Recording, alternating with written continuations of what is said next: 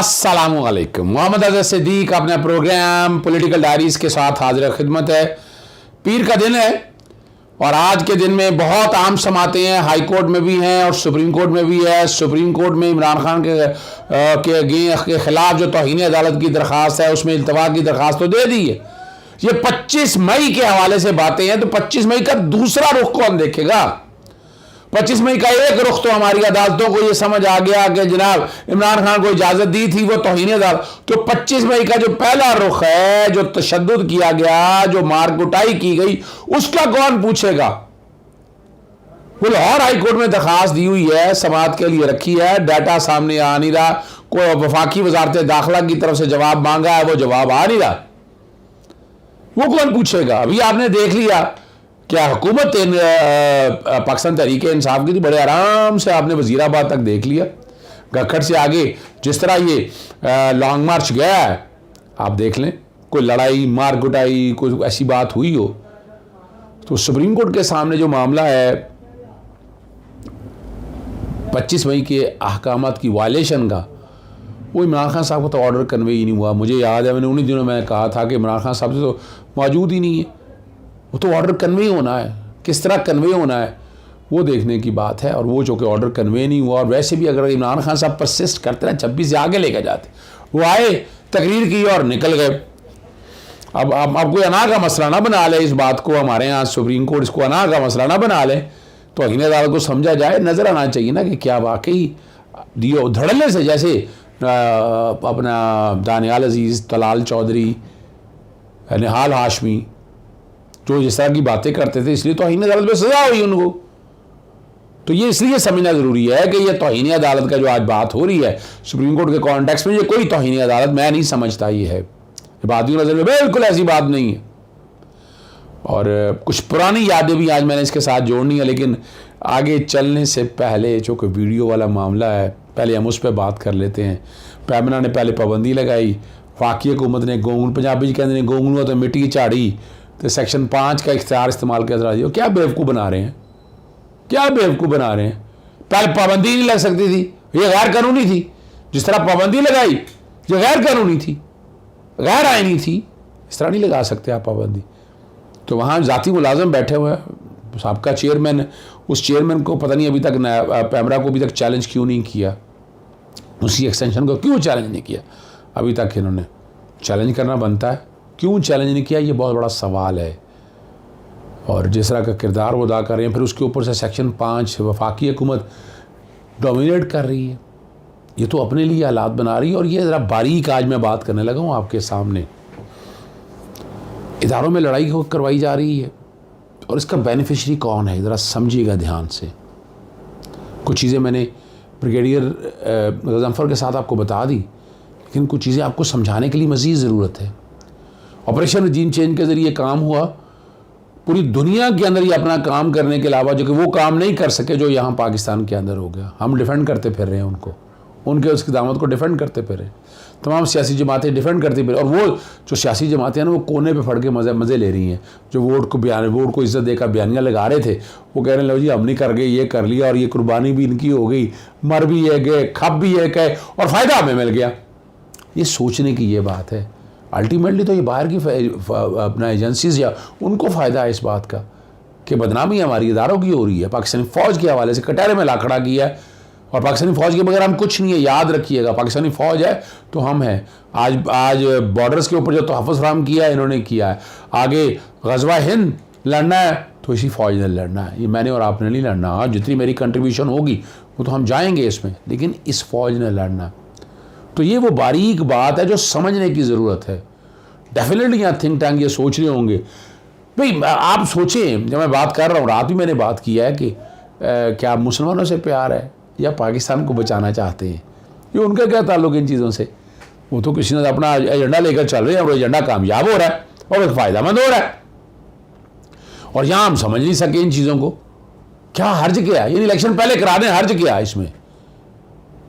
बजाय ये कि चीज़ें मंतकी अंजाम तक पहुँचे, वो ठीक है, एस्टेब्लिशमेंट टक्कर कोई नहीं ले सकता, वो एक अलग बात है।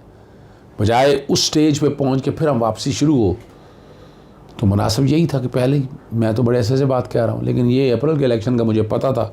अब इलेक्शन अप्रैल में होते हैं या नहीं होते ये फ़ैसला करना पड़ेगा। जो प्रेस कॉन्फ्रेंस में जो अच्छा वो फ़ारसी पता नहीं, मैंने तो बड़ी बातें की है, फ़ारसी में की थी या किस में की थी, उसमें उन्होंने चीफ जस्टिस से फुल कोर्ट कमीशन बनाने की दरख्वास्त। भाई फुल कोर्ट ही क्यों भाई? आप कौन है? कौन हो? वज़ीर आज़म तुम हो? ओ भाई क्या हो तुम? शहबाज शरीफ किस बुनियाद पर फुल कोर्ट कमी है भाई? है शौक है ना तो कमीशन ऑफ इंक्वायरी एक्ट बना लो। रोका है किसी ने? बना के रिक्वेस्ट कर दो, आगे चीफ जस्टिस की मर्जी कि वो फुल कोर्ट बनाए या ना बनाए। ठीक है, तुम कौन होते पहले बैठने वाले फुल कोर्ट बना दें सारे मसले में? ये फैसला उनको करने दे। ठीक है ना? जो शहबाज ने लिखा कि इमरान न्याज़ी इंतशार फैलाने के लिए आदतन बेबुनियाद इल्ज़ामात और झूठ का सहारा लेते हैं, इसकी तहकीकात के लिए कमीशन बनाने का। और अर्शद शरीफ में भी आप तैयार हो गए, पहले आ जाते। अभी तक तो कुछ नहीं किया अर्शद शरीफ के केस में भी आप लोगों ने। वफाकी हुकूमत ने कुछ नहीं किया। अगर कुछ किया होता तो हालात और होते। मगर आप ये देखिए आप इन चीज़ों को आगे कैसे लेके चलना है, बेहतरी की तरफ कैसे लेके चलना है। यानी अर्शद शरीफ के मामले में बहुत सी चीज़ें आगे आ सकती हैं। एक पाकिस्तानी का कत्ल हुआ है, शहादत हुई एक पाकिस्तानी की, कीनिया के अंदर हुई है, और वो गवर्नमेंट ने अभी तक कुछ नहीं किया। हम अवार्ड वसूल करते फिर रहे हैं उनसे। यहाँ से अंदाज़ा लगाएं, हमारी जो वहाँ की एम्बेसडर है वो ज़ाती मुलाज़म बनी हुई है वहाँ उनकी। और ये छोड़ दें, आर्टिकल 184(3) में पटिशन ले आए, नहीं तो Pakistan commission of inquiry act, वो बैकग्राउंड में Pakistan commission of inquiry act पूरा चल रहा है, जिसके तहत छोटा सा एक्ट है जिसके तहत बाकायदा कमीशन बनाने का इख्तियार है, वो जुडिशल कमीशन है। और आपका जो कमीशन बनाया हुआ था वो तो रद्द कर दिया, अर्शद शरीफ साहब की वालदा साहब ने वो तो रद्द कर दिया। तो जहाँ ये भी है, यहाँ आवाम को बेवकूफ़ मत बनाएं। अपने दाएं और बाएं जिनको बिठाया हुआ है प्रेस कॉन्फ्रेंस करते हैं, उससे फ़र्क कोई नहीं पड़ता। यहाँ जो मैं आपको समझाना चाहता हूँ, और इस मौके पे इफ्तिखार ठाकुर समीना पीरज़ादा प्रोग्राम में बैठे थे, आप उन्हें कॉमेडियन समझते हैं, लेकिन इनमें बड़ा सेंस ऑफ ह्यूमर बहुत है। बहुत खूबसूरत बात की है, मैं चलाए बगैर नहीं रह सकता। ज़रा सुनिएगा, इफ्तिखार ठाकुर ने ये जो वीडियो ऑडियो का जो धंधा चल रहा है ना, उसको नंगा करके रख दिया उन्होंने और डराया इस बात को, और बात ठीक की है उसने।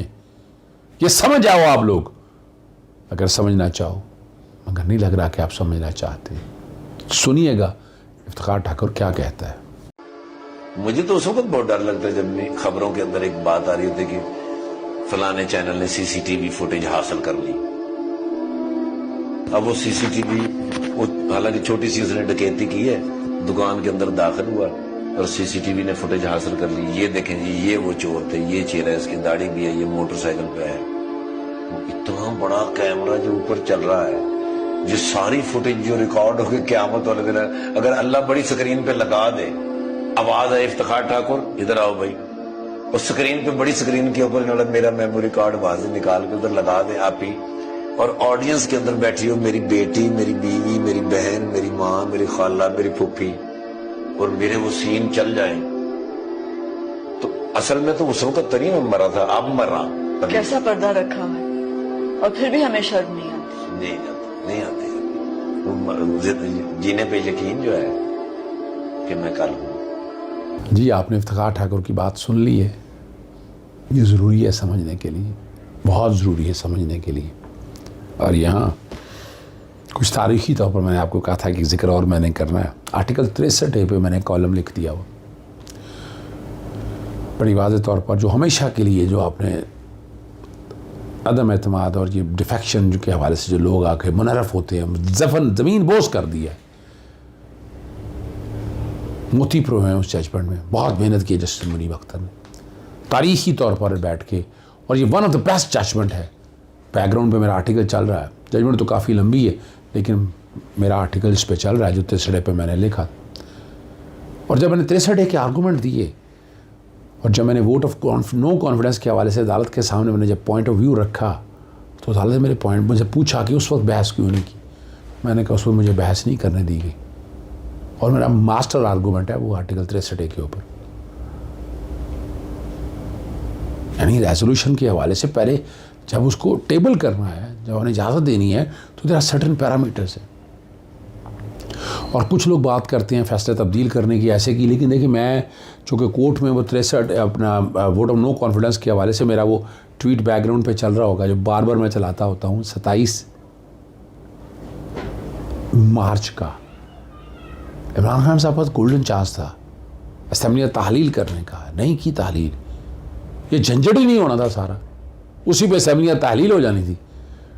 28 को टेबल हुई है तहरीक अदम एतमाद, 3 तक आखिरी दिन था पास करने का, और मैंने सारा कुछ लिखा उसमें। इमरान खान छक्का मारने के लिए तैयार, तहरीक अदम एतमाद अभी पार्लियामेंट में पेश नहीं हुई, असेंबलियाँ तहलील हो सकती हैं, वरना तहरीक अदम एतमाद में सुकम है स्पीकर रूलिंग के जरिए मुस्तरद कर दे अपने असेंबलियाँ तहलील। ये मेरा ट्वीट है जो मैंने उस वक्त बड़ा वजाहत के साथ आपके सामने रखा था, वो बैकग्राउंड पे चल रहा है वो भी। और असेंबली के रूल से उठाकर देख लेना, तहरीक अदम एतमाद आई है, उसकी देखनी है क्या मेंटेनेबिलिटी है, क्या वो रीजंस हैं, वो रीज़न जस्टिफाई कर रहे हैं आपको, ये रूल्स में, ये मैंने अदालत के सामने रखा था। ऐसा नहीं को जिसका दिल चाहे आके आया तहरीक अदम एतमाद ही उठा के बाहर फेंक दो, वो जस्टिफाई करें क्या रीज़न हैं, फिर आपको इजाज़त दे दें और रूल्स फिर इजाज़त दें, फिर आए, फिर वोटिंग हो। ये मैंने पॉइंट रखा था। और उस दिन याद है मुझे अच्छी तरह से, सुप्रीम कोर्ट ऑलमोस्ट री इलेक्शन के लिए तैयार हो गई थी, वो तो पार्लियामेंट चैम्बर में गए हैं, फिर जाके कहा गया कि नहीं, तहरीक अदम एतमाद ख़त्म, असेंबलियाँ तहलील वापस, असेंबलियाँ रिस्टोर, और ये सारा कुछ हुआ। आखिर में जो पिछले 2 दिन पहले जो बाइक जलाई थी मुजाहिरीन ने, और पुलिस ने जो है ना, उन्होंने नई मोटरसाइकिल ले दी है। अच्छा, आगे आपने देखा था कि वो इस्लामाबाद पुलिस के कुछ लोग थे वो लगा रहे थे, DIG ऑपरेशन सुहेल ज़फ़र चट्टा जो है ना, और CO NGO फैसल जमील ने नई मोटरसाइकिल दी है, जिसमें वो रोता हुआ नज़र आ रहा था कि 50 से 60 लोगों ने उसकी मोटरसाइकिल छीनी और आग लगा दी। एक यतीम नौजवान है जो 9वीं जमात का तालिब इल्म है, और बाइका के साथ मोटरसाइकिल चला के अपना घर और तालीम का ख़र्चा वो चलाता था। लेकिन ज़हन में रखिएगा, कुल्लू भट्ट आपने देखे, बाकी लोग आपने देखे, खुदारा इस मुल्क को आगे लेकर चलें, निकालें इस भंवर से, करा छोड़ें इलेक्शन जो कराने हैं। इस तरह ये मुल्क नहीं चल सकता। इजाज़त चाहता हूँ। अस्सलाम वालेकुम, अल्लाह हाफ़िज़। पाकिस्तान जिंदाबाद।